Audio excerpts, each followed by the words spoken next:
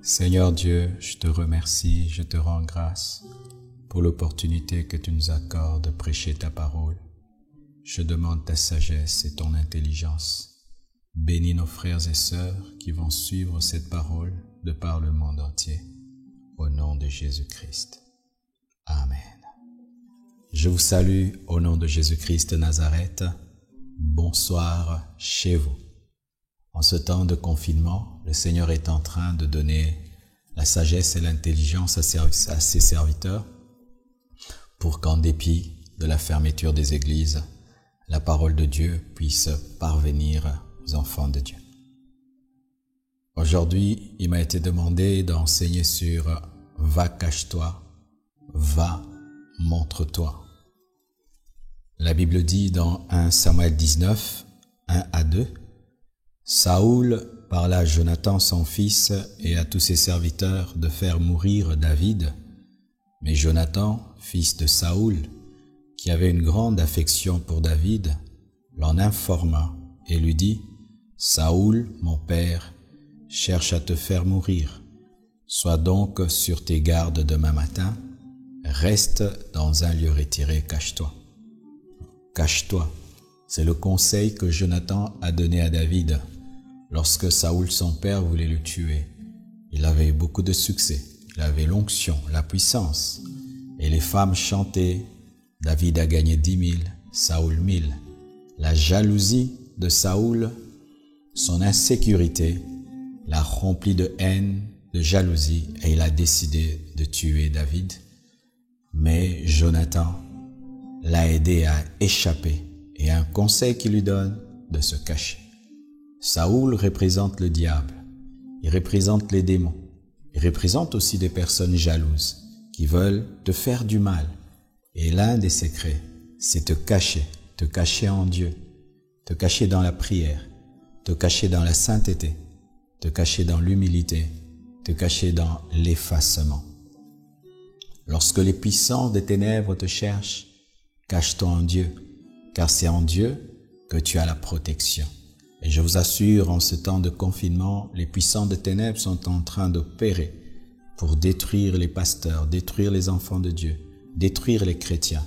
Et nous devons nous cacher en Dieu, nous cacher en Jésus-Christ, nous cacher dans la prière, nous cacher dans la sainteté. Saoul te cherche, Jonathan te dit, va cache-toi. Le diable te cherche, Jésus-Christ te dit, va te cacher dans la prière et dans l'adoration. Et nous voyons encore un autre exemple. Dans 1 Roi 17, versets 3 à 4, la Bible dit, « Pars d'ici », c'est Dieu qui parle à Élie, « dirige-toi vers l'Orient et cache-toi près du torrent de Kérit, qui est en face du Jourdain. Cache-toi près du torrent. Tu boiras de l'eau du torrent, et j'ai ordonné aux corbeaux de te nourrir là. » Lorsque Élie avait des problèmes avec Jézabel, des problèmes avec Akab, et qu'il avait prié pour qu'il n'y ait point de pluie, il a eu des temps de persécution, de combat, et Dieu l'a dirigé vers le torrent de Kérit, et il le nourrissait avec un corbeau, et là il devait se cacher. Encore quelqu'un qui est attaqué, qui est recherché par des personnes mauvaises, par des puissants de ténèbres, et qui est caché. On ne se cache pas n'importe où, on se cache là où on est nourri par Dieu, par sa parole, là où on est abreuvé par Dieu, par le Saint-Esprit. Il faut se cacher dans la méditation de la parole, se cacher dans l'enseignement de la parole, se cacher là où Dieu te forme, te nourrit et te fortifie. Sinon, si tu te caches mal, tu vas mourir de soif, tu vas mourir de faim. Si tu te caches mal spirituellement, dans une isolation charnelle, sans que ce soit une isolation spirituelle, cette isolation va te tuer parce qu'il n'y aura pas le torrent et il n'y aura pas la nourriture apportée par le corbeau. Laisse-toi diriger par le Saint-Esprit lorsque tu décides de te cacher, parce que c'est à Dieu de te diriger. Jonathan a dirigé David et Dieu a dirigé Élie. Et Jézabel ne te tuera pas. Jézabel est en train de chercher les serviteurs de Dieu, les enfants de Dieu, pour couper leur tête. Maintenant, hommes de Dieu, enfants de Dieu, cachez-vous dans la parole, cachez-vous dans la sainteté, cachez-vous dans l'adoration. C'est alors après, dans 1 Roi 18, verset 1, la Bible dit « Bien des jours s'écoulèrent, et la parole de l'Éternel fut ainsi adressée à Élie dans la 3e année. Va, présente-toi devant Akab, et je ferai tomber de la pluie sur la face du sol. Le va cache-toi précède toujours le va montre-toi. » Dieu dit à Élie, cache-toi, dans 1 Roi 17. Et dans 1 Roi 18, le même Dieu qui lui dit, cache-toi, lui dit, montre-toi. Ce n'est pas à toi de décider quand tu vas te montrer, parce qu'Akab va te tuer. Il faut que le Dieu de la pluie soit avec toi quand tu vas te montrer pour que le miracle ait lieu. Tu ne peux pas décider, c'est maintenant je vais me montrer. C'est maintenant que je vais affronter Akab. C'est maintenant que je vais devenir grand. C'est maintenant que je vais faire des grandes choses. C'est mon tour. C'est non. Le Dieu qui te dit va te cacher, c'est le même qui te dit va te montrer.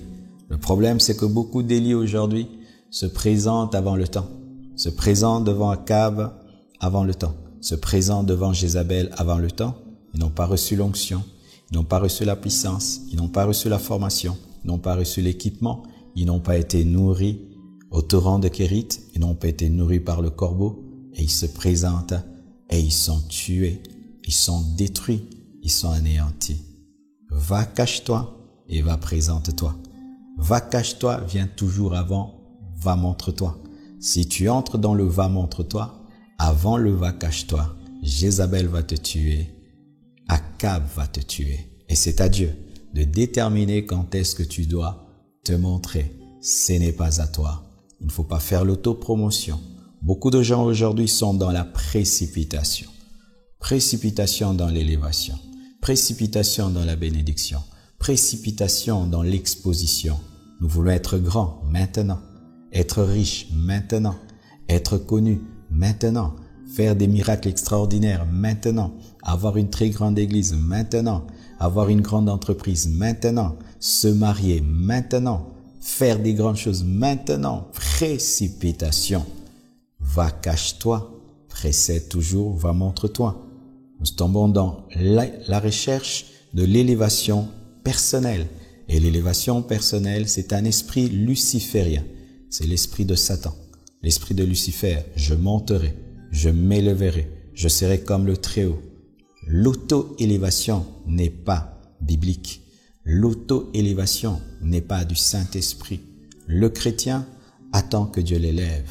Mais Dieu, avant de t'élever, te cachera. Il va te former en secret. Il va te façonner en secret. Il va te briser, te tailler en secret. Il va te sanctifier en secret. Mais si toi-même tu décides, sache que tu as l'esprit de Satan, l'esprit de Lucifer. L'élévation ne vient ni de l'Orient ni de l'Occident. Mais l'élévation vient de l'Éternel. Et ce n'est pas à toi de le décider. C'est Dieu qui le fait. Ainsi, beaucoup d'immatures veulent être bénis. Beaucoup d'incapables veulent être grands. Beaucoup de personnes sans formation, sans transformation, veulent maintenant, même maintenant, je peux. Alors que Dieu sait que c'est le temps de te cacher parce que tu n'es pas prêt à affronter Akab. Tu n'es pas prêt à affronter Jézabel. Ainsi, beaucoup sont exposés sans avoir le caractère.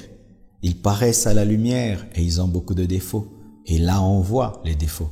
Car lorsque tu es dans le va, cache-toi, tes défauts ne sont pas vus. Tes défauts ne sont pas connus. Et là, Dieu peut les enlever. Mais quand tu es dans le va, montre-toi, ça devient trop tard. La lumière sera sur toi et tout le monde pourra voir tes défauts. Certes, c'est vrai, même les personnes élevées par Dieu ne sont pas parfaites. Il leur arrive de ne pas bien parler. Il leur arrive de faire telle et telle chose. Mais on sent que Dieu a eu le temps de les former. Dieu a eu le temps de les perfectionner. Alléluia. Alors nous voyons un grand exemple du va, cache-toi et du va, montre-toi dans la personne la plus importante de l'humanité, dans la personne la plus importante de la Bible, en Jésus-Christ de Nazareth. Oui, Jésus-Christ a connu le va, cache-toi et le va, montre-toi. Vous le savez. La Bible nous dit dans Luc 3, verset 23, Jésus avait environ 30 ans lorsqu'il commença son ministère. 30 ans, étant, comme on le croyait, fils de Joseph.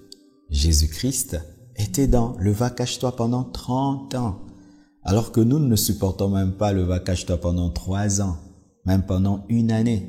Nous sommes plus pressés que Jésus-Christ, alors que nous ne lui arrivons même pas à la cheville. Jésus-Christ a pris 30 ans pour être formé, pour être façonné, pour être préparé. Il était déjà le Fils de Dieu à 1 mois. Il était déjà le Fils de Dieu à 10 ans, à 12 ans, à 13 ans. Il y avait des paralytiques autour de lui. Il ne faisait marcher aucun paralytique. Il pouvait déjà commencer à 12 ans, à 10 ans.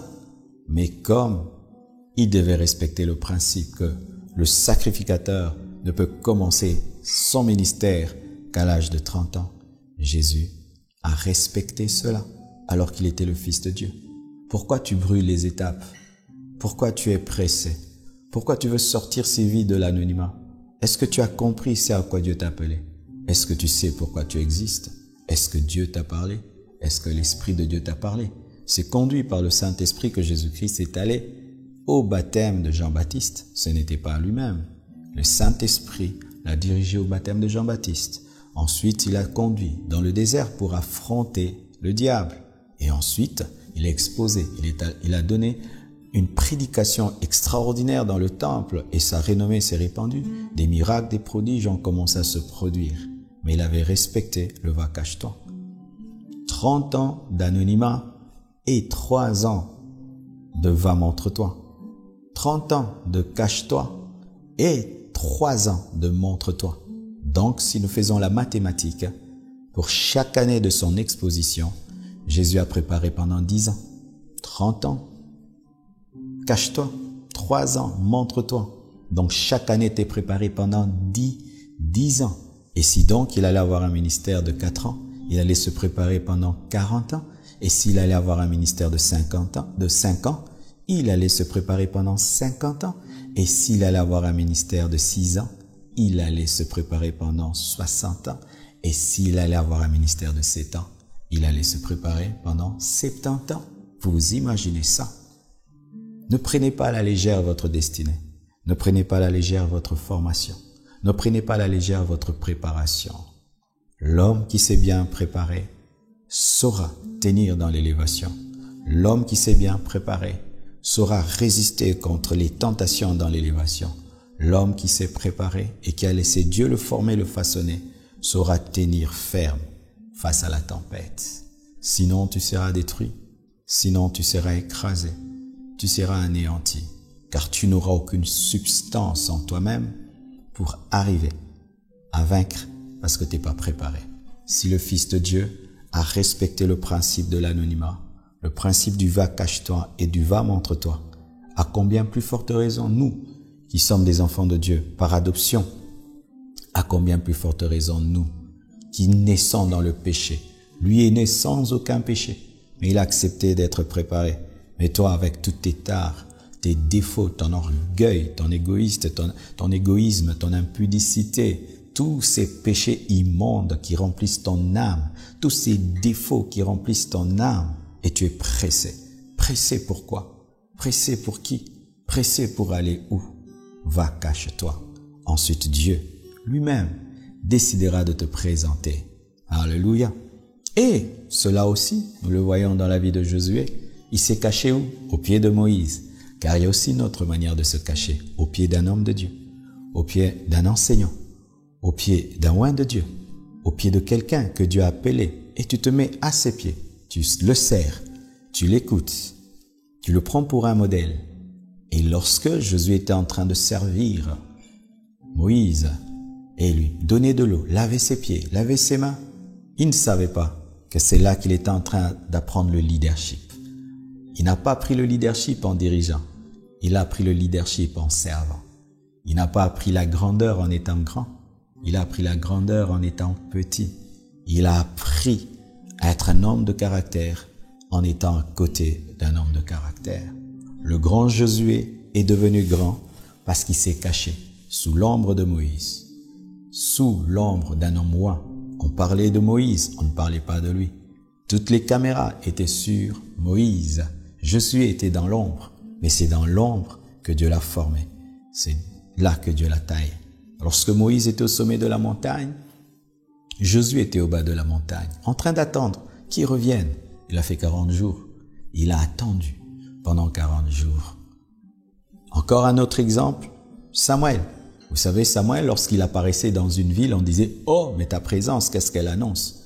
Il était tellement rare, il était tellement caché dans la prière, tellement caché dans le jeûne. Il avait une vie de jeûne et de prière. C'était un montagnard, c'était un homme de la consécration, de sorte que lorsqu'il sortait du va cache-toi, on savait qu'il sortait avec un ainsi dit l'Éternel.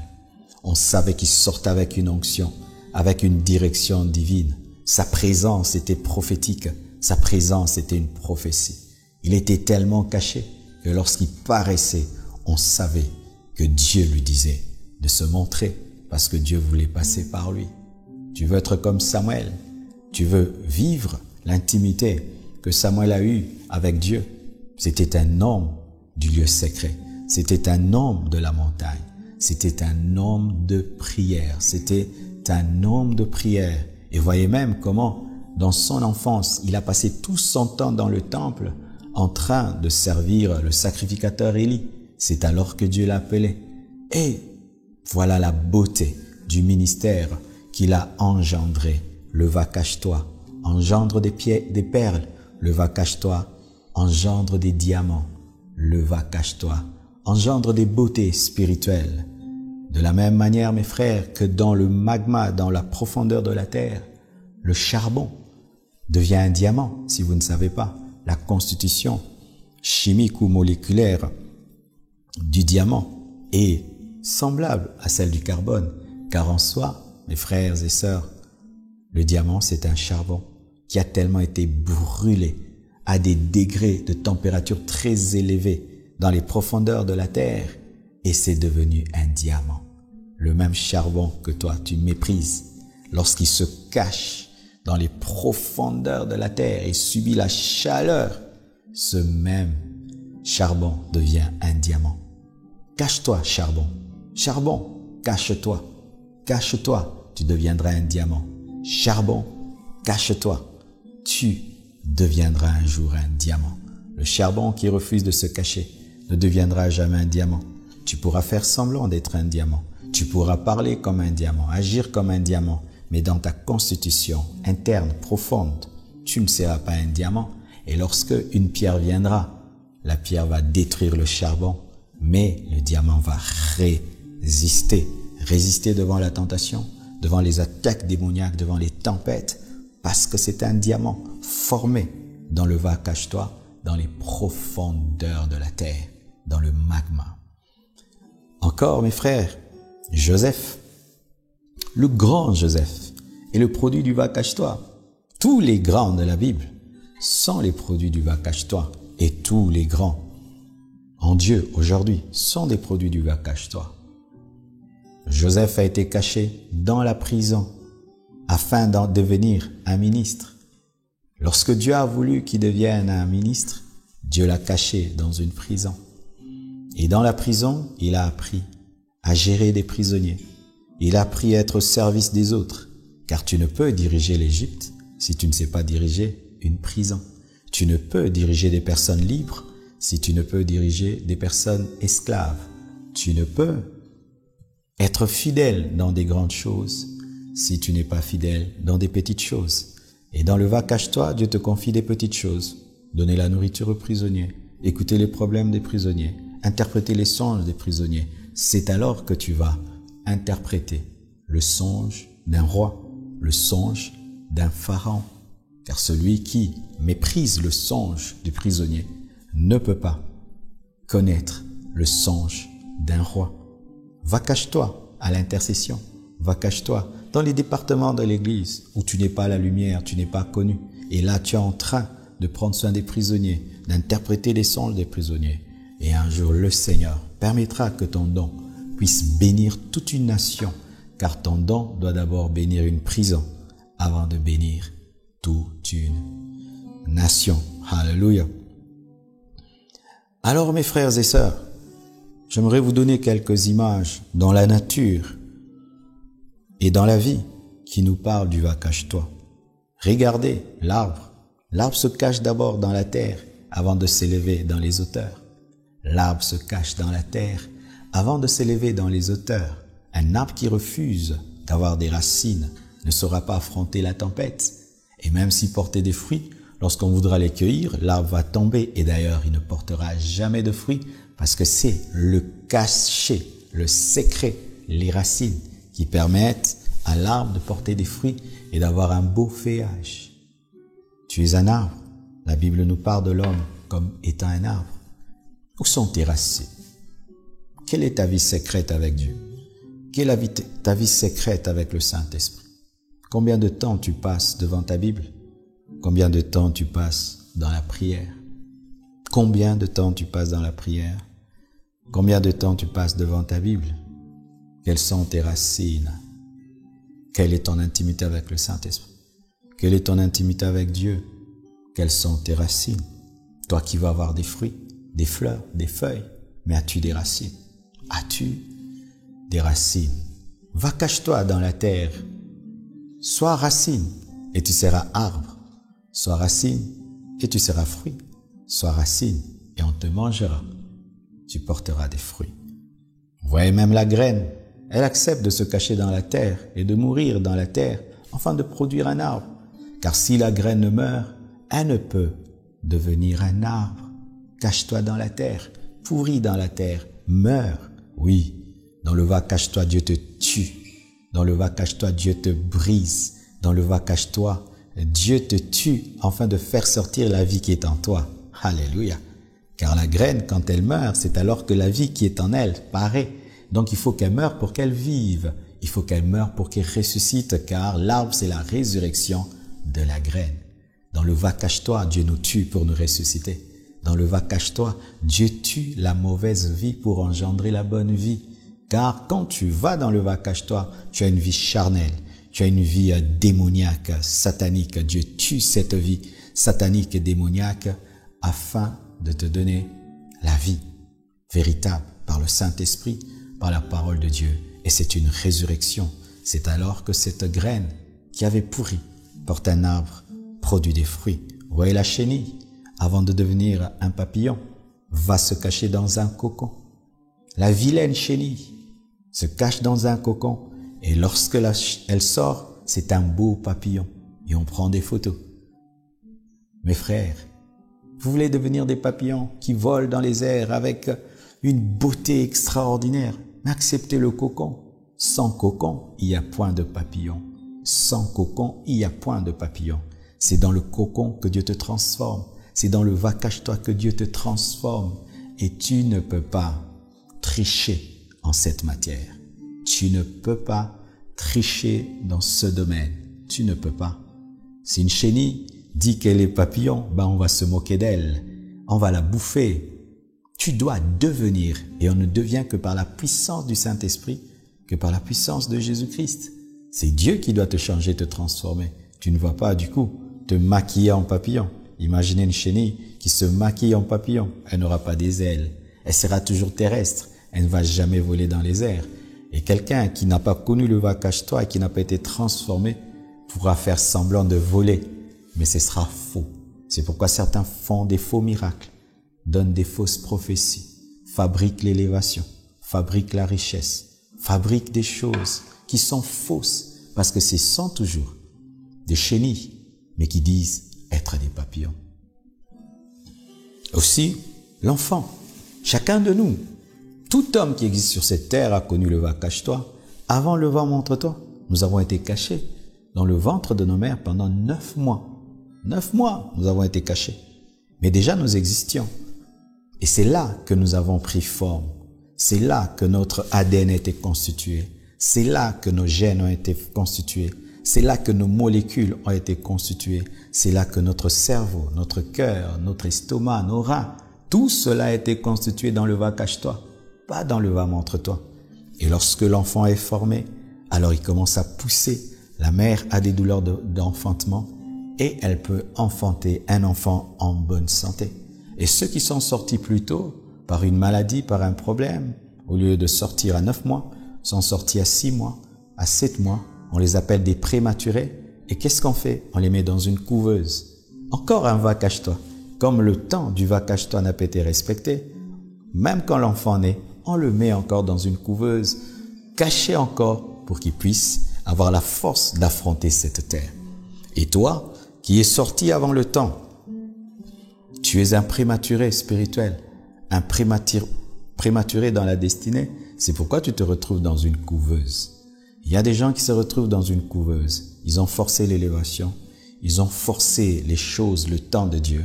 Mais comme Dieu est le maître des temps et des circonstances, comme le médecin met le prématuré dans une couveuse, Dieu te mettra dans une couveuse alors que tu es déjà sorti, mais encore, il va te cacher pour te former, pour te briser. Et ce n'est pas qu'il est contre toi, c'est parce qu'il t'aime, parce qu'il sait qu'il y a des maladies qui vont venir. Et si ton système immunitaire n'est pas fort, tu seras tué. Dieu t'aime, c'est pourquoi il te cache, c'est pourquoi il te forme, c'est pourquoi il te travaille. Alléluia. Avançons afin de finir. Voyez aussi la farine. Nous avons des beaux gâteaux, des cakes, nous avons des galettes que nous aimons. Mais pour avoir un beau gâteau ou un beau pain, il faut que la farine accepte de se cacher dans un four chauffé, qui va travailler de sorte qu'il y aura une fermentation, qu'il y aura une chimie qui va se produire et la pâte va lever, la pâte va être transformée et ce qui était incomestible devient comestible. La farine entre dans le four incomestible, mais elle sort comestible, un bon pain, un beau gâteau. Mon frère, avant le va-cache-toi, tu es incomestible. Le monde ne peut te consommer, l'Église ne peut te consommer. Si on te consomme, tu vas blesser les gens par ton manque de brisement, par ta colère, par ton caractère, par ton orgueil, par ta suffisance, par ton manque de sagesse, par ton impudicité, par ta cupidité, par tellement de choses. C'est pourquoi tu es incomestible et Dieu te cache dans le four de sa formation, le four de l'intimité avec le Saint-Esprit, le four de la parole.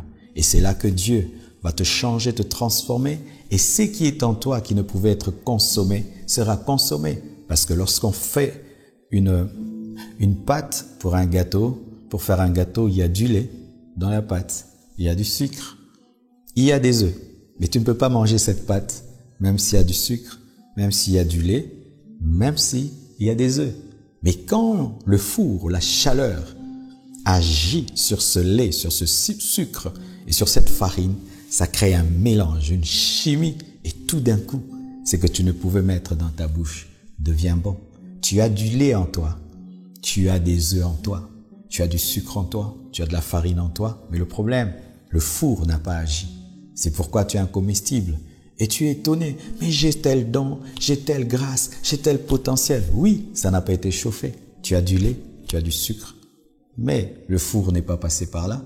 Et alors quiconque s'approche de ton don, de ton talent, de ton potentiel, est blessé, déçu, parce que tu n'as pas été formé, taillé, façonné par la parole de Dieu, par le Saint-Esprit, par le brisement, par le temps. Parce que, il faudrait que la farine accepte de rester assez longtemps dans le four, sinon lorsqu'elle sort, elle est à moitié cuite. Et vous connaissez ces genres de gâteaux où en haut, c'est cuit, dedans, c'est pas cuit. Ça crée toujours des problèmes. Laisse Dieu te travailler jusqu'à ce qu'il aura fini. Et c'est lui qui te dira, maintenant, vas-y. Je me souviens des temps où je ne voulais pas passer à la télé, je ne voulais pas passer sur Internet, je ne voulais pas. Je trouvais que j'étais pas prêt. Qu'est-ce que je veux dire? Mais puis, Dieu a envoyé des serviteurs de Dieu. Il m'a poussé. Parce que pour moi, je trouvais que je n'étais pas encore capable, je n'étais pas encore prêt pour affronter les médias. Mais je préférais être dans l'église. Mais Dieu avait vu et il m'a lancé. Je ne suis pas le produit de ma volonté. Je ne suis pas le produit de ma décision. C'est lui qui l'a fait. Celui qui te cache, c'est lui qui te montre. Alléluia. Vous voyez même les athlètes. J'aime bien suivre les documentaires sur la préparation d'un combat. Lorsque deux boxeurs doivent s'affronter, il faut voir comment ils se cachent. Ils quittent leur maison. Ils vont très très loin. Là-bas, ils tapent dans le sac, ils font des choses et ils se musclent davantage. Ils apprennent les stratégies de leur adversaire et lorsqu'ils sortent de là en quelques minutes, ils sont capables de mettre KO leur adversaire. Mais le KO sur le ring est le produit de l'entraînement. Va te cacher. Dieu va te donner des muscles et des stratégies. Parce qu'il connaît un ennemi. Dieu te prépare pour vaincre un ennemi. Tu as un ennemi dans ta destinée. Peut-être tu ne l'as pas encore rencontré. Mais Dieu qui connaît ton futur sait quel adversaire un jour tu auras dans la vie. Alors il doit te former déjà maintenant pour te préparer à lui donner un KO. Sinon, c'est toi qui auras un KO. Alors pourquoi devons-nous nous cacher? Pour être efficace, pour être puissant, pour être résistant, pour être établi. J'appelle établissement une élévation à vie. C'est-à-dire Dieu t'élève et tu meurs élevé. C'est pas que tu montes et puis tu descends. L'établissement. Dieu nous cache parce qu'il veut nous établir. Dieu nous cache parce que tant que l'héritier est un enfant, il n'est pas différent d'un esclave. C'est pourquoi Dieu veut que tu mûrisses afin que ton héritage soit à toi. Et Dieu ne présente jamais les personnes qu'il n'a pas formées. Dieu ne présente jamais les personnes qu'il n'a pas brisées. Dieu ne présente jamais les personnes qu'il n'a pas taillées. Si Dieu te présente, mais tu n'es pas brisé, tu n'es pas taillé, c'est toi qui t'es présenté, c'est le diable qui t'a présenté, ce sont les hommes, c'est le monde, mais ce n'est pas Dieu. Il doit te former, il doit te cacher, il doit te nourrir dans le torrent afin de te dire d'aller affronter Akab et Jézabel parce que lui connaît le niveau du combat qui t'attend. Il sait que des prophètes de Baal et d'Astarté sont là et tu dois être capable de prier pour que le feu descende. Alléluia. Alors mes frères et sœurs, ne cherchez jamais l'exposition sans formation. Ne montez pas avec des choses qui ne sont pas traitées. Jamais, ne le faites pas. Vous serez un crash spirituel. Vous allez engendrer des scandales. Vous allez engendrer des choses qui vont blesser le cœur de l'Église, le cœur du peuple de Dieu. Ne le faites pas. En ce temps de confinement, où l'ennemi est en train d'opérer de travail, cachez-vous dans la foi. Persévérez dans la prière et dans la sanctification. Ne faites pas les choses comme tout le monde, car vous êtes différents. L'ennemi veut te tuer. Pendant ce temps de confinement, beaucoup de chrétiens sont en train de perdre leur vie de prière, leur foi et leur sanctification. Cache-toi dans la prière, cache-toi dans la sainteté. Et lorsque tu sortiras du confinement, tu pourras vaincre Akab et vaincre Jézabel. Tu as besoin de Jésus pour le faire. Tu peux avoir aimé ma prédication et dire « Waouh, j'aimerais vraiment vivre ça ». Et tu décides. Décider sans le Saint-Esprit ne sert à rien. Décider sans Jésus ne produit rien. Cache-toi en Jésus, cache-toi dans le Saint-Esprit. Dis à Jésus de t'aider. Dis au Saint-Esprit de t'aider. Car sans lui, tu ne peux absolument rien. Ce n'est ni par force, ni par puissance, mais c'est par le Saint-Esprit. Prie que Jésus te garde, qui te cache, qui te forme, qui te taille et que lui te présente. Que Dieu vous bénisse abondamment et j'espère et je crois que Dieu vous a parlé au travers de ce message. Prions le Seigneur. Seigneur, je te remercie pour ce message, pour cet enseignement que tu as permis que nous puissions communiquer. Je prie qu'il bénisse tous ceux qui vont l'entendre dans le monde entier, dans toute la francophonie. Apprends-nous à nous cacher et à laisser ton esprit nous montrer. Dieu d'Élie, Dieu de Joseph, fais-le en nous. Au nom de Jésus-Christ, soyez bénis, changés, transformés et acceptez de vous cacher pour que Dieu en son temps vous présente pour sa gloire, pour sa seule gloire. Pas pour ta gloire, mais pour la seule gloire de Jésus-Christ.